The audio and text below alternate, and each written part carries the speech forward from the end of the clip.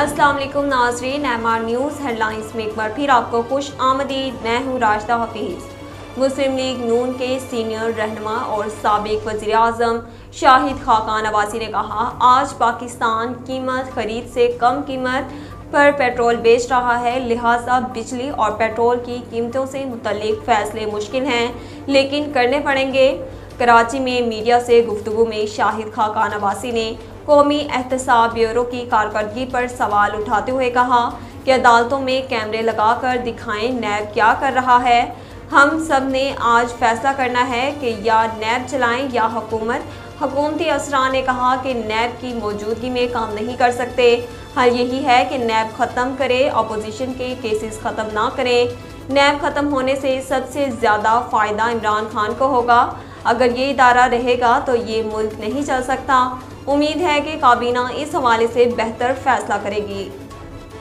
वज़ीर आज़म की हिदायत पर मुल्क भर की यूटिलिटी स्टोर पर चीनी और आटे की कीमतों में कमी कर दी गई, ताहम उसकी ख़रीदारी के लिए शनाख्ती कार्ड की शर्त रखी गई है।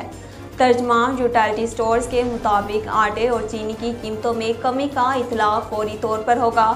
तर्जमा ने बताया, रमज़ान सब्सिडी के तहत 1 किलो चीनी की कीमत 15 रुपये कम कर दी गई, जिसके बाद चीनी 50 रुपये से कम करके 70 रुपये किलो कर दी गई है।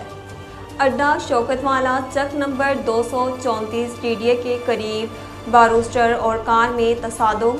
हादसे के नतीजे में एक खातून समेत 3 अफराद जाँ बहक, एक शदीद ज़ख्मी। कार में सवार जाँ बहक और ज़ख्मी होने वालों का ताल्लुक मोहल्ला यूसुफाबाद लिया के रिहायशी थे। कॉलर के मुताबिक हादसा तेज़ रफ्तारी के बाइस पेश आया।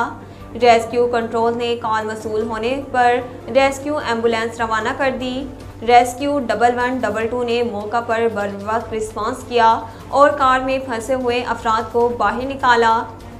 रेस्क्यू 1122 की इमदादी टीम ने मौका पर पहुंचकर जाँ बहक और ज़ख्मी होने वाले अफराद को तहसील हस्पताल फतेहपुर मुंतकिल कर दिया। नाजरीन, अब तक के लिए इतना ही। मज़ीद खबरों और अपडेट के लिए देखते रहिए MR न्यूज़।